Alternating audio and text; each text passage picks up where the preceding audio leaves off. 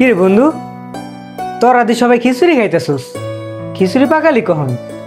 হ বন্ধু, আমরা সবাই মিললে খিচুড়ি পাকাইছি। তুই কই জানি গেছ, এর লিগে তো আমরা সবাই খাইতে বয়ে গেছি। তোর লিগে খিচুড়ি রাখছি, তুইও আয়। এ প্রান্ত, ওর খিচুড়িটা দে তো। আরে না না, অলিয়া খেচুড়ি রাখি নাই। অলিয়া খেচুড়ি রাখবো কি লিগা? ও করে ব্রাজিল, আমরা করে আর্জেন্টিনা। ও যদি আমার খেলার খেচুড়ি খায় তাহলে কইব? থাক বন্ধু, পরে কিছু বলিস না। আমি আর তোকে এই খিচুড়ি খামো না। তবে একটা কথা বলি, একসাথে ছোট থেকে বড় হইলাম, একই সাথে পড়াশোনা করলাম, একই জায়গায় সবাই একসাথে থাকতাছি, আর আজকে কিনা সামান্য খিচুড়ির জন্য আমার অপমান করতেছস?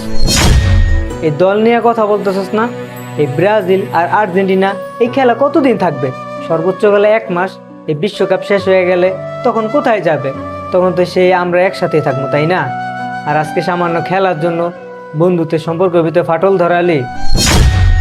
বন্ধু, ওর কথা কিছু মনে করিস না, তুই আমার প্লেটে থেকে খা আয়। থাক বন্ধু, যথেষ্ট উপকার করছিস আমার। তুই আমার অনেক সাপোর্ট আনছিস। ঠিক আছে, তোরা সবাই খিচুড়ি খাওয়া শেষ কর, তারপর আমি রুমে ঢুকবো। কিরে প্রান্ত, কাজটাকে তুই ঠিক করলে? রোমানের খাবার রাখছি, ওই খাবারটা তুই দেবে না?